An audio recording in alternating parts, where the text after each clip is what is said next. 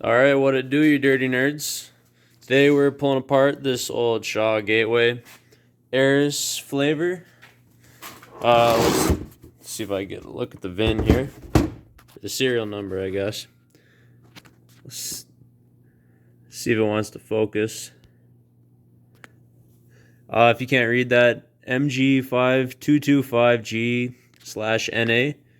So I guess non-turbo model, unfortunately, but it'll have to do. So this shouldn't take too long. I've done one of these already, and this one just happened to show up on Marketplace for literally free, so I mean, why not? So I guess let's get started.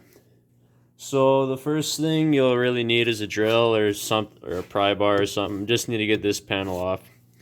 I have undid all these screws on the side and stuff, but it's not really necessary. You could just do the top panel. So I'll get a drill and get back to you.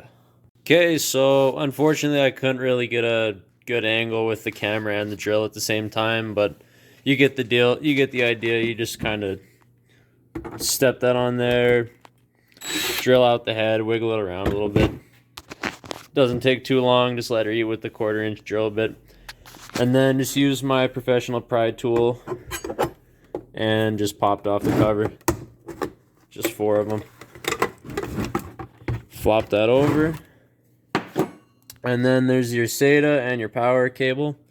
But first, you're just going to want to undo the 3 screws on either side. So I'll just get that done and then hopefully show you guys how to steal this cable and format it. So, see you in a bit. Okay, so just finished getting out those 6 screws. Then she'll just pull right out. And then it's just one big piece. There's not like an individual power and SATA cable, so let's see if I can do it one-handed, eh? Just wiggle that out. And then if you stick with me, I'll show you how you can kind of... It's one piece, but you can still kind of salvage the SATA cable. You can... Free Aris cable box. I'm not buying a SATA cable if I don't have to. So I'll get this box torn the rest of the way apart, undo the rest of these side screws, and see if I can steal this SATA cable out. So I'll see you in a bit. Okay, so I removed all those screws, and then later realized it was like exponentially easier just to like pull the top off, then pull the bottom off. So I literally just got a screwdriver and a hammer and just like pounded in these seams so you can see where the holes were, and I just beat the screwdriver in and wiggled until it popped open. And then it kind of popped open most of the way, but forgot to do those 2 tamper-proof screws back there. And that would have taken all of like 30 seconds to take those screws out, so you know, just bust them open, I guess. Yep. There you go. So there's your SATA cable. Unplug that. Just a wiggle. And then I'm pretty sure this is your power cable. It's just got a little tab down there. You push that down and wiggle it loose. Whoop. One-handed. There you go. Or maybe that wasn't it. I don't know, I'll find out. Might as well do that one too. Alright. Oh wait, nope, it's that one. Never mind. It's just those 2, the SATA and that one there. Flip around. Should pull right out. Or we could even do one easier and just split it up here. So as you see, there's the power sides on your right. You don't really need to worry about that. These are the ones that are like $6 on Amazon or something, but I don't know.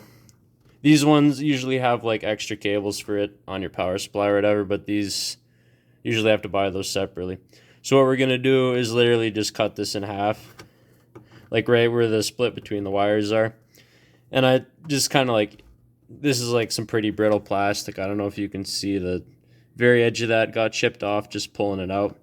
So I guess just err on the side of caution on the power side, and when you go cut it open, and I'll split that open and get back to you. Okay, so like I was saying, this plastic did a little bit chewed up, but the SATA, I cut it far enough to the power side that it didn't really affect the SATA cable all that much, and you can kind of just sand down all the excess when you're done. So to pull out the SATA cable, there's a little like clamp that holds it in under this board. So I just undid the screws there, and I mean, I guess you can do the rest if you really care about this thing, but I'll probably just rip the board off and I'll get back to you. So an excessive amount of force may or may not have been exerted upon this poor board, but after a little bit of pulling, she did come free. And there's your reason right there why you couldn't just pull it through the bottom there. This little white clamp, see if I can undo it one-handed. It's just a little like clip or whatever. Just pull out on that, and your SATA cable is free. So I'll show you how to sand it down real quick. We're just gonna have to use a little bit of nature's sandpaper. So no tools required here if you got a sidewalk. Okay, so it's goblin hours here at Honda Boy Filming HQ. So we're just gonna be taking that down, just rubbing it on the concrete. I guess if you got the belt sander, that'd probably be best. So the goal is to just make the SATA cable fit with the power cable. So I guess just a lot of guess and check. Heck. Yeah, so I guess sand it down, see if the power cable will fit in with it, and sand it some more. And again, just err on the side of caution, I guess. When you're done, it should look something like this. Holy, the focus. Yeah, just kind of flat and as close to like the fat side of that L there as you can get it. Just so you can like fit the power cable at the same time. So I'll show you what that looks like. Okay, so there you go. You see we got the perfectly flat SATA cable parked right next to the power cable. It just goes like straight from your power supply. And then I guess you just put her in the, I think it's a 3.5-inch drive, 500 gig Seagate, and then I guess slide her in the caddy, and I guess I'll show you how to format her. Okay, so there's the new drive put in next to the old one I was telling you about I did before. So to format it, you want to go down to the Windows logo, right click it, then click on disk management. Oh, it's over there. You want to change it to MBR because this hard drive isn't big enough to need GPT. Okay. And that black should turn blue. Unallocated, so we need to allocate it. New simple volume. Next. Next.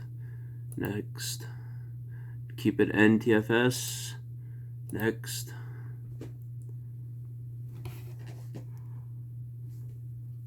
And there you go.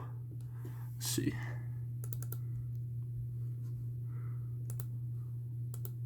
This PC, there you go. There's the first 500 gig and there's the other 500 gig. So there you go. I guess I'll show you a benchmark just to see how it stacks up first, and then I guess that'll be it. Okay, so just ran a benchmark, and you can see the new ones at the bottom there, 59%, and the one up top has a few more gigs worth of stuff on it, and it's 60.8%. And that's pretty much shows you why you buy these things. Not the fastest, but they're dead reliable and consistent. So I guess if you have any questions, you can leave them down below, and there'll probably be computer people in here way smarter than I'll ever be. So ask and you'll probably receive. And I guess that's it. Have a good one.